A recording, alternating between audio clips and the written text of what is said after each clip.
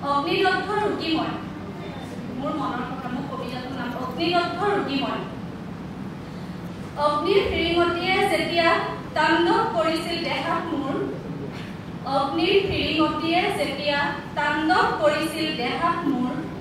নিৰুপায় হৈ চিঞৰিছিলোঁ কোন ক'ত আছা বচোৱা মোক নিৰুপায় হৈ চিঞৰিছিলোঁ কোন ক'ত আছা বচোৱা মোক জীৱনৰ সকলোবোৰ সপোন খন্তেকতে মৰহি গৈছিল মোৰ জীৱনৰ সকলোবোৰ সপোন